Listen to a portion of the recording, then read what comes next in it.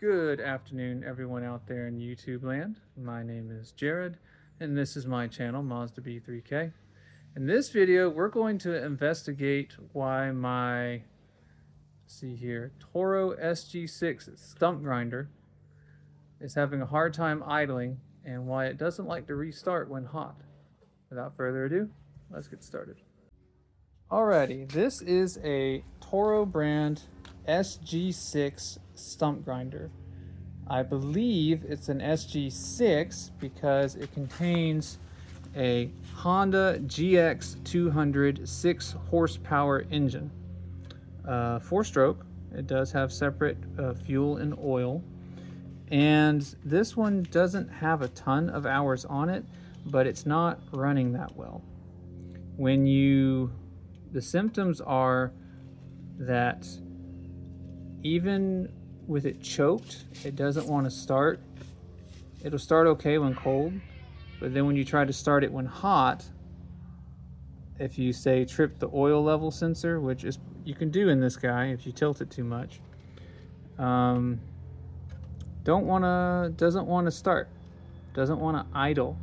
You crank it, it'll start, and then you have about 2 seconds to try to grab the throttle and get it to throttle up, or it's going to die on you.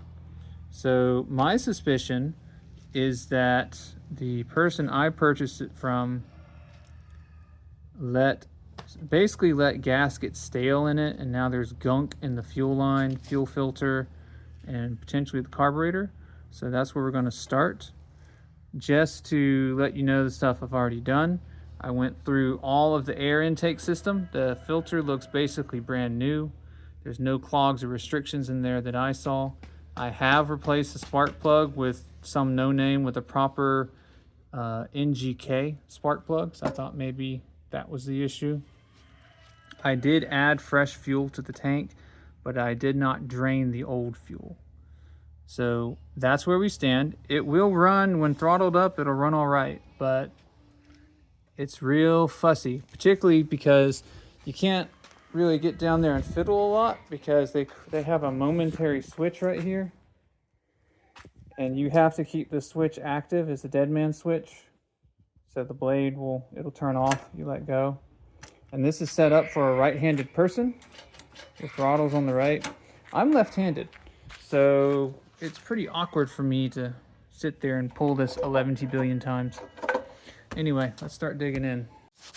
All right, so my first plan here is to try and dump out all the gas, get access to the fuel filter in the fuel line.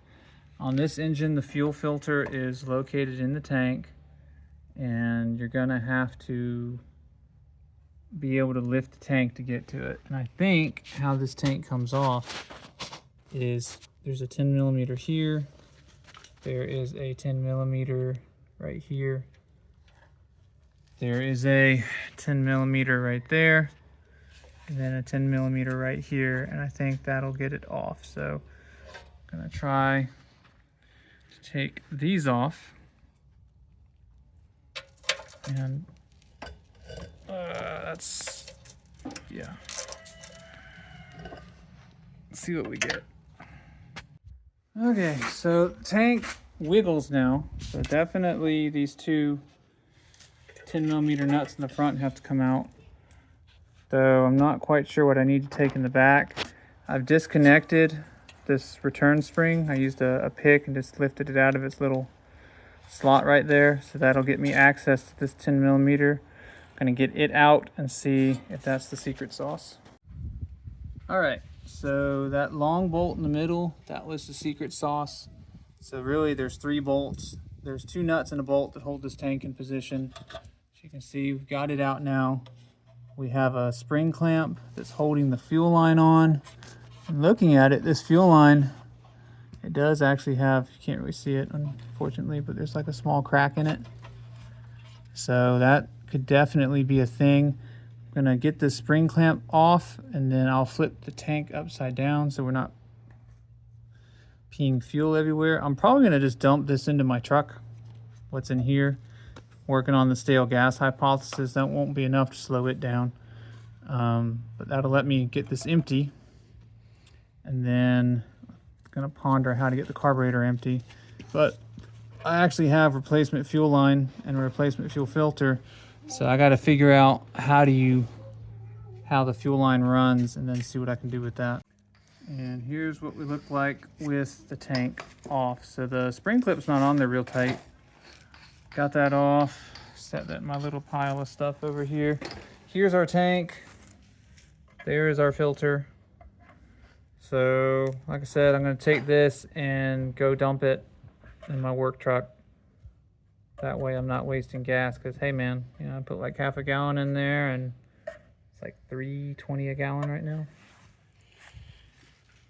So go do that, and then it looks like the fuel line runs inside of a tube. There's a protective tube that keeps it from getting worn, and then it kind of scoots under this metal assembly, comes back over. It sits inside of a little guide right here, and then it comes down to the carburetor here. So I think if I'm lucky, I can go ahead and replace the fuel line and the filter and it not be too terrible tricky. We'll see what we can do. All right, so this is your fuel filter. It screws into the bottom of the fuel tank. That plastic nut there is a 12 millimeter. And you do have this O-ring here. Now I have blown through this and it doesn't appear to be clogged. I'm gonna hang on to it, but I've got a new one, so I'll throw that in. One thing I did notice though is when I first started trying to drain the gas out of this tank into my van, is at first nothing would come out. I had to pop this vent cap. I had to pop this fuel cap loose. Then displacement started. So I'm thinking that most likely what our problem is not, well, we may still have a clogged idle circuit, but I think our issue here is that this cap is locking on so tight that it's preventing displacement from happening. So air can't come in, and since air can't come in, fuel can't be pulled into the carburetor. Because keep in mind, this is a gravity feed. There's not a pump or anything forcing fuel in there. Gravity's just pulling it in. So if you've got too tight of a seal here, that ain't gonna happen. It's not gonna work. So what I'm gonna do for now is I'm gonna go ahead and replace the fuel line. I'm gonna go ahead and replace the fuel filter because I'm right there at it. Go ahead and get that done. And then I'll probably put the tank back on. I'll put some fresh gas in it, crack this cap, and see what happens and see if that fixes my idle issue or not. If not, then I also have a replacement carb. I bought a kit. It has a whole bunch of parts for a GX200. It's definitely Chinesium, and if it's a carb issue, I definitely want to clean the old carb and then put it back on versus sticking with the Chinesium carb. But I got to get this thing up and running. I got stumps that need to disappear, so let me get on that fuel. Put the finishing touches here on our fuel filter. So as you can see, screws in here at the bottom of the tank. This is the new one. I checked it. It's got flow. It's still 12 millimeter. Still has an O-ring on it. I think this is reasonably tight. You know, I'll put gas in it and make sure that I can put my finger here and that nothing's leaking around here, but we don't want to make it crazy tight. This is plastic. It will absolutely strip out. So that's done. Now to the fuel. All right. Here's our old fuel line. It does feel, the line itself feels pretty good. It's got this protective sleeve on it. I need to transfer over. This is our new line. They went with these more finger accessible clips. I mean, it's kind of 6 of one, half a dozen of the other. So we'll get that transferred over. And there's the actual nipple or the barb that it sits on right there. So you gotta feed it through and then shove it down on that, and then move your clamp in position on top of that. So that's what we're doing.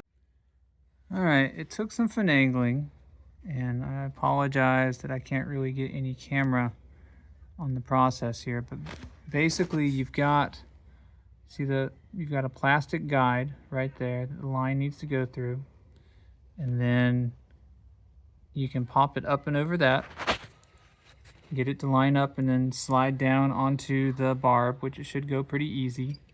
I then took my fingers, because it's pretty easy to work with, and I spun that clamp around so I had access. And then I used my 90-degree pliers, got in there, made it tight with one hand, and then I took my other hand and I used this pick to push down on the clamp to get it to slide down from where it was just over hose to where it's actually down over barb. So that's a good connection there. And now on this other side, we have our guard on, we have our line. So it's time to reseat the tank. And then I'll put some fuel in it. And one other thing I'm gonna do before I fire it up is that this guy is getting a bit worn. Doesn't always come back in like it's supposed to. I think we got 10mm bolts here again. And as part of the kit, there is a replacement. So I'm gonna get that in, and then we'll pop the cap and see what we get. All right, we're gonna give this a try. Tank is back on. I had lost the return spring. I had to find it, found it, got it back on. So what we're gonna do here is I'm just gonna put this cap, basically just put it on like that. That's it. I'm not gonna tighten it. And I put a whole bunch of fuel system cleaner in there in case we got some gunky going on in the carb. I'm hoping that nobody's messed with the mix screw. That's not something I'm real comfortable with, but we're gonna find out. All right, so since this requires a dead man switch, I'm gonna put you guys on a tripod real fast, and then we'll just see what it does. So this turns on a coil. Fuel bowl is open. No chokes. I don't think we need it. Gotta move. Camera's running.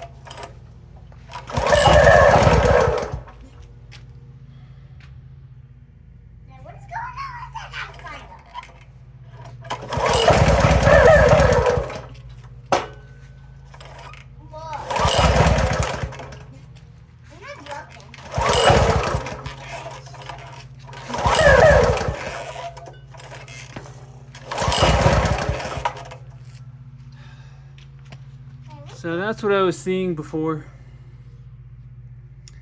It fires off, but then it acts like it's not getting gas. Nope, not getting gas at all. And I know we have a brand new flowing fuel filter. We have a brand new flowing fuel line. We have 100% brand new gas. We have fuel system cleaner in there. We have the cap loose, so it's not a vent cap pressure issue. So at this point, it's not going to be today, but the next step is I'm just going to take the fuel line back off the carburetor, pinch it off, and then take the carburetor off and swap it, because at this point I'm pretty comfortable with saying we have a problem with the idle circuit on the carburetor. Probably a jet's got a clog in it, something. Because as you can see, it'll fire off cold, no choke, right? And if you can let it idle long enough that you can throttle up, it'll throttle up and run fine. But that carb is no good. It's my guess. To be continued. Good afternoon, everyone. Today is a new day. So I have done a bit more research, and I want to start investigating the existing carburetor. I think there may be an idle circuit jet that is clogged. I need to see if it exists on this particular GX series motor. But I have done some reading that indicates that might be the case. So, gonna get all this plastic off the carburetor and see if it is where my research tells me it is.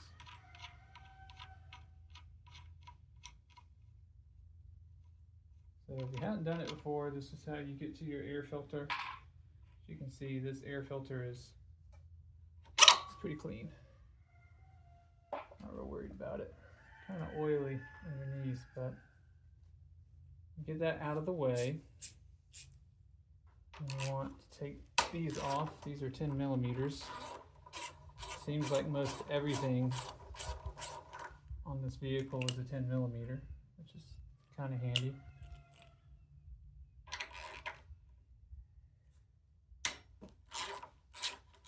Ah, that must be how you adjust is that the idle stop? Sorry, I'm looking at stuff as I work on this. Okay, so does this come out? I bet this comes out. Yeah, that looks kind of like, you have to get it out with a wrench though, unless this comes off. Aha, I see. There's another, let me bring you in and show you. There's another 10 millimeter up here. Get that guy out, see what we can do. So got that out. I think, well, I was hoping, getting that out, we could lift up like a cap, maybe, on this. Unfortunately, that doesn't appear to be the case. Oh wait, this is exciting. There we go. All right. So now we have access to the carburetor. And let me show you specifically what I found in my research here. So what I found is this is like an idle stop screw, best I can tell. Yeah, that's exactly what that is. See that? You adjust the screw that controls idle up, idle down, right? But what we're more interested in is this little black cap that's under that. Supposedly there is a carburetor jet in there that likes to get clogged up. As you can see, there's a lot of sand and grit all around here. So that's what we're trying to get to. Oh, I slid the whole dang carburetor off. That's super easy to service. That's cool. I'm not used to working on things that are this simple. I'm used to fighting with automotive applications. So anyway, I'm gonna see if I can't make a mark on this thread so that I can put this screw back in about where I want it. And then I'm gonna see if I can't pop this black plastic cap up. All right, let's see here. There we go. So I managed to get a marking tool. Let's see here. Oh yeah, away it goes, just like that. So looking in here,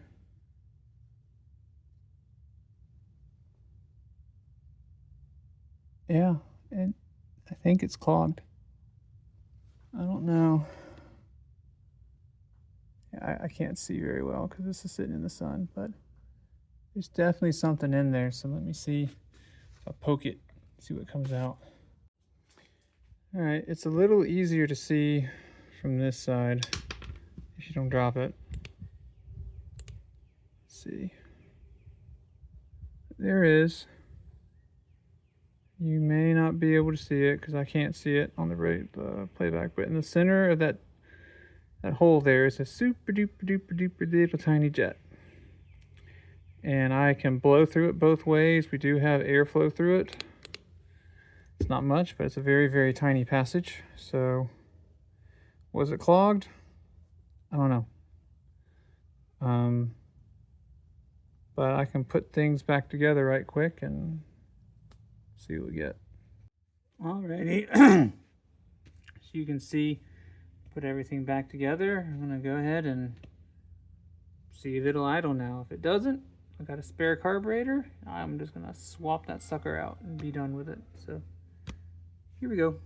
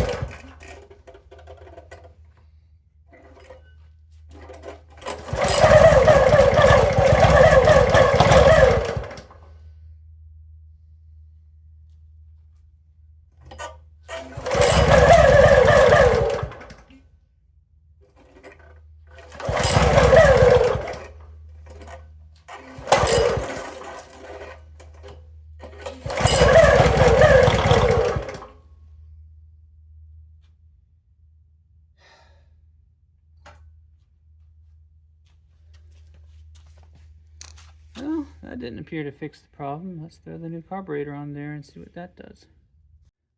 When you're switching out the carburetor, there's only two linkages you got to worry about. There's this one here, and it is super easy and super thin. You can do it with your hand.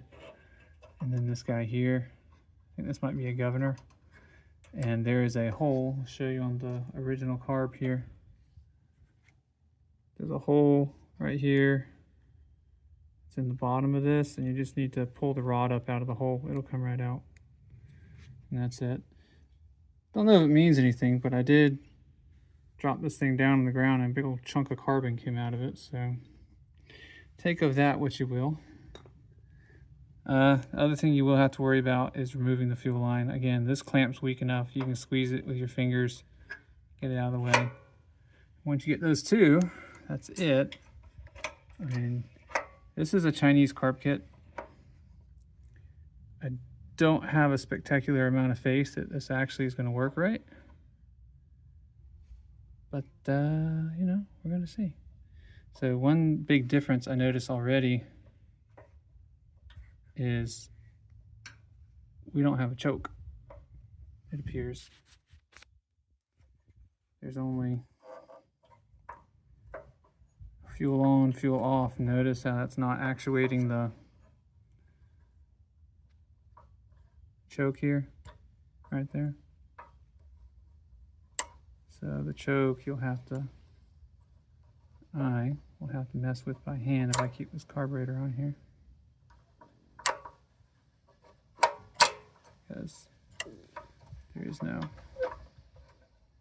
this is your fuel valve basically right here. So let me poke at this. Maybe I can transfer some parts over. Let me see what I can do. Well, that didn't take long. Your choke mechanism just sits right here in it. So it takes all of 2 seconds to transfer over. Get the pin in the slot, drop it down. So that's no choke, full choke, no choke. So never mind, we are good. We've got full functionality. And I'll just go ahead and put it all back together. You have seen me do this already. We had to do all this to get to this idle jet mobopper. Maybe it'll idle now. Who knows? We're gonna find out. All right, let's try this again. New carburetor, take 2. Dead man switch.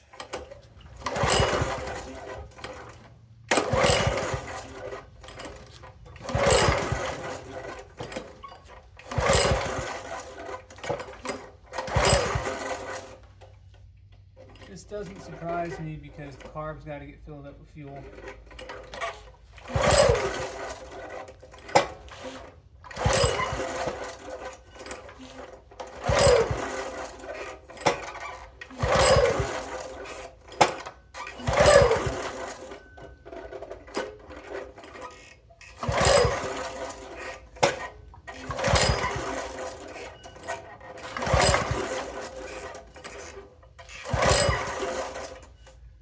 Boy, I wish this thing had a starter.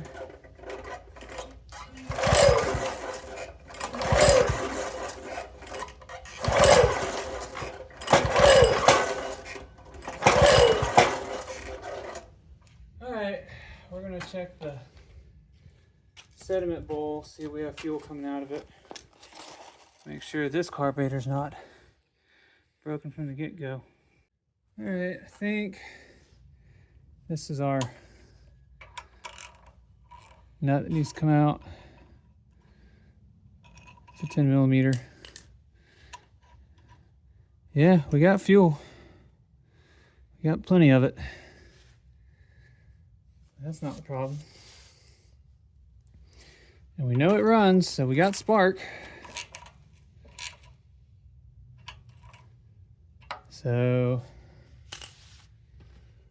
guess I just gotta sit here and yoink on this thing.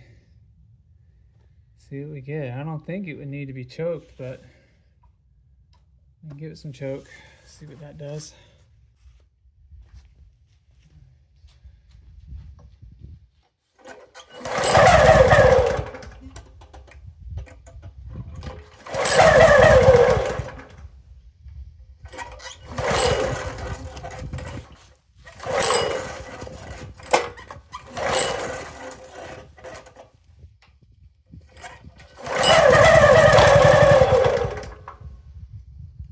Really?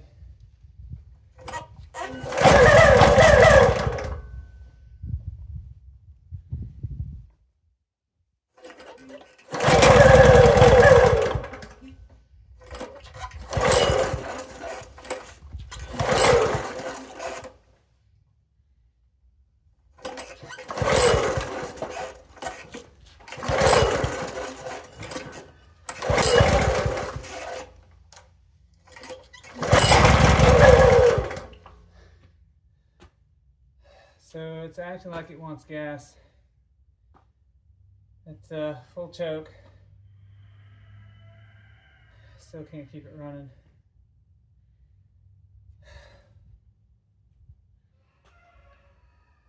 Huh.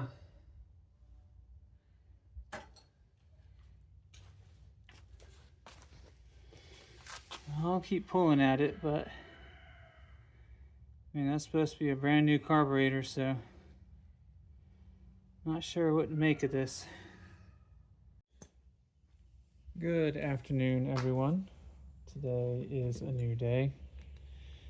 So this is the old carb. I don't know if the new carb is jetted correctly. So I'm gonna take this guy apart and clean him.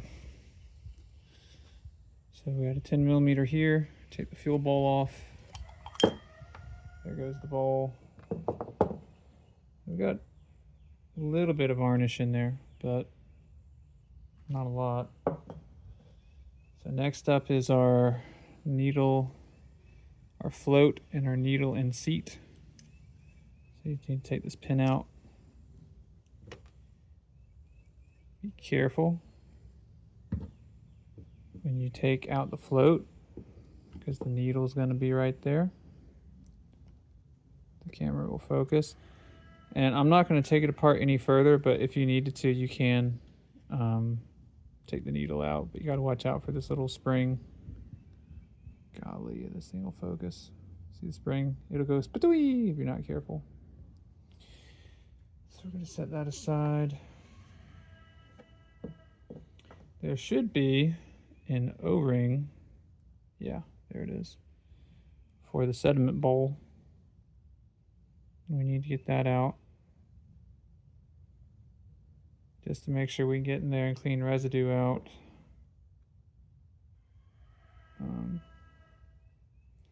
So I don't have a new one per se, but what I do have, so I've got that new carb and presumably the O-ring in it. It's going to be about the same size. So now we need, I think this is another jet right here. Just full disclosure, guys, I don't know carburetors. I'm just literally, in this case, a dude trying to fix stuff. So we can get a flat blade in there. And if we get the right kind of flat blade. No, that's not the right kind of flat blade. You got to be careful here because this is brass, and if you can't get in there and pop this sucker loose, then you're in trouble. Thinking I need something smaller, maybe. Because when I stick this, oh, it is loose. Okay, cool. I did get it.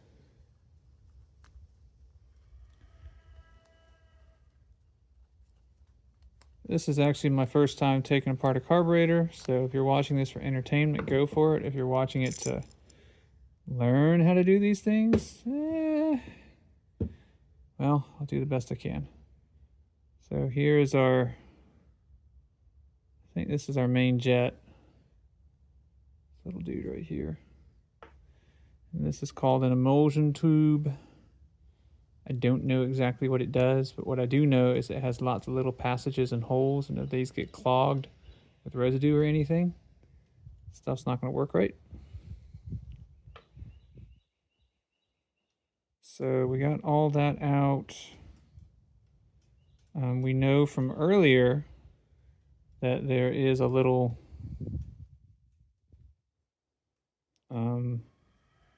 there's a little jet type thing in here that we cleaned, so that's good.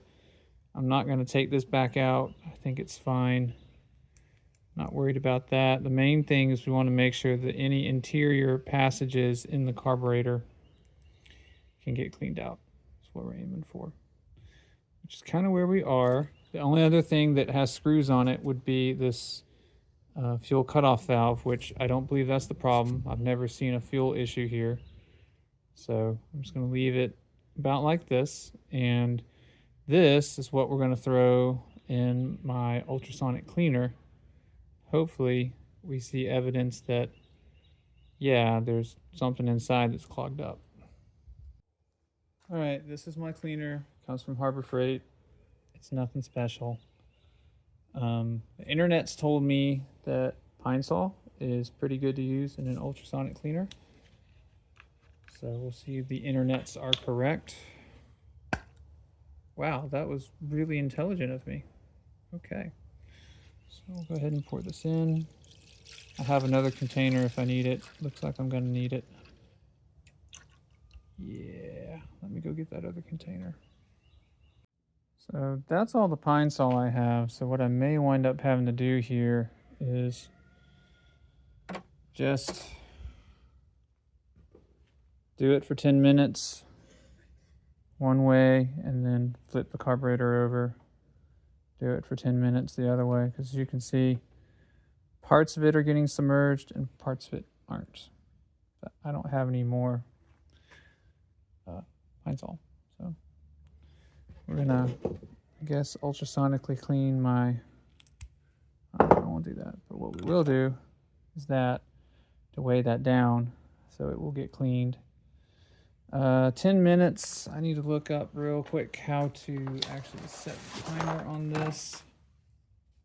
You want to play that game?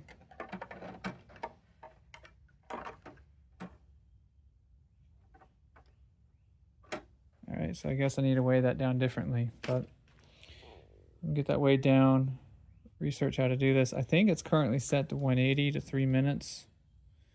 I think you hit set and then you do your thing and then you hit on, but let me verify that. All right, so I have it set. Highest I can set it to is 7 minutes. It's set to 7 minutes. The red light means I'm throwing heat on it. So we'll let it run a cycle. Then I'll flip stuff over that needs to be flipped over, let it run another cycle. Then we will rinse all this out with water. Or actually, I'll probably just blow it all dry with air. And then we'll put it together and see what we get. Okay, so taking a look, there was some stuff in there.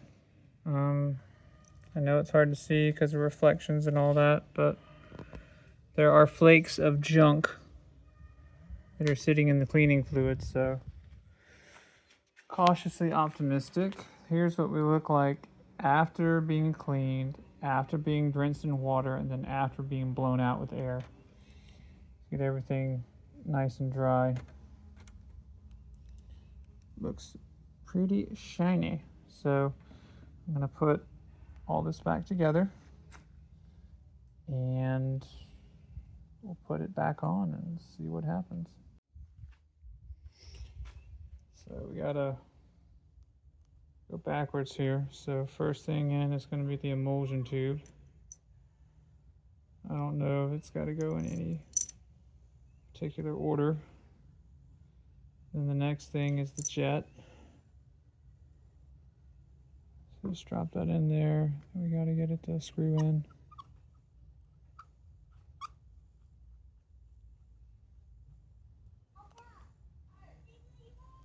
Okay, so that's in. Then, if I remember correctly, we need to get the float, something like that. Got to get the pin back across so the float can do floaty things. See, there we go. That's one side, and there's the other. So that's the float. So now it can do floaty things. Then we're gonna need our gasket. Get that back in. And then put our fuel bowl back on. And the main thing you want to think about here is make sure that you reinstall this in an orientation where you can get access to these. So you don't have to take a carburetor apart to, you know, pop the bleeder, which is what this is for the fuel bowl, or to, you know, take it out. I believe this goes a little something like that. So we want this to spin around and face like that way. Get this in.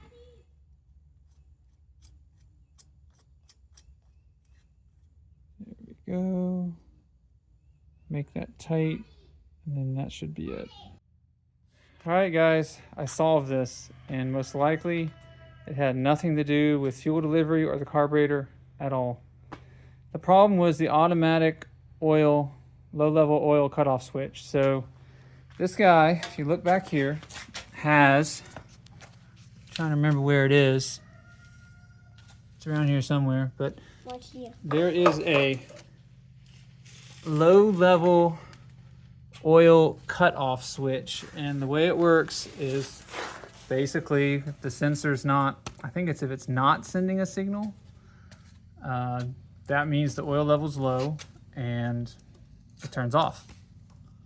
So the level was right at on off for that sensor, which is why it would seemingly run great and then just die. And it would just die because how that sensor does its thing is it cuts the coil. No coil means no spark. No spark means no more boom boom and your engine turns off. This is the oil dipstick is on this side. The drain is right here. So when I first got this unit, the guy had told me, hey, you probably need to change the oil. So I did put really good oil in it. But what I didn't realize is I had it a hair low. So when I took this stick out, it was bone dry. It was not on the stick at all. Now you can see here, we're all the way full. That's because I topped it off. But the stick was completely dry. And the way I measured it was not like this. I measured it by screwing it all the way back in, like so. And then unscrewing it and checking the stick.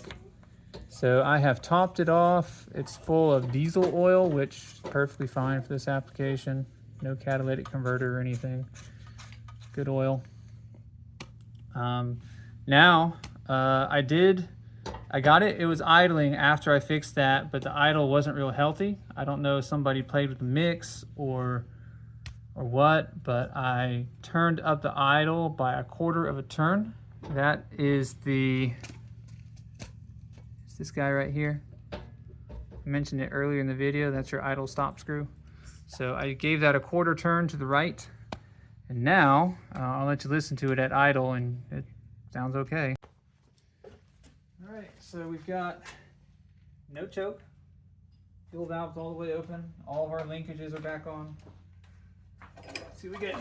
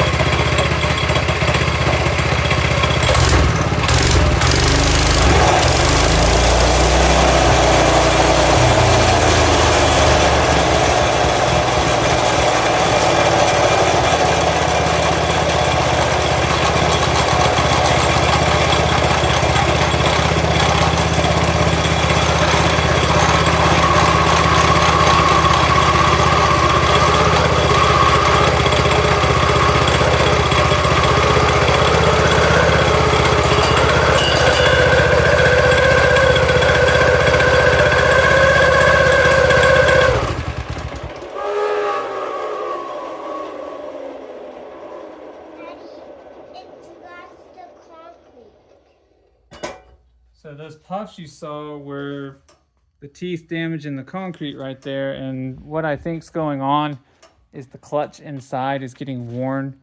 So if you're just idling it, it's fine, it doesn't move. But then if you throttle it up and then go to throttle it back down, the clutch doesn't always disengage.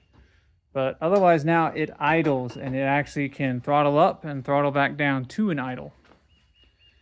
I mean, I may adjust the idle screw back 1/4 turn, but it really didn't sound healthy at all. I might split the difference and make it 1/8 of a turn. But this problem is fixed. Check the easy stuff first, guys. I really thought this was a fuel delivery problem, but it was the oil level was low. All right, guys, that's going to do it for this video where we did troubleshooting and successfully fixed a no idle sudden stop issue with my Toro SG-6 stump grinder powered by a Honda GX200 engine. If you found this video interesting, if you found it entertaining, if you found it worth your while, please consider liking, sharing, and subscribing to this video. It does help to grow the channel and allow me to bring you more content like this. Also, please leave a comment. I like to read them, I like to reply to them, and I like to learn from them. Lastly, guys, I make the mistakes, and this video is perfect proof of that, so you don't have to. I'll catch you guys next episode.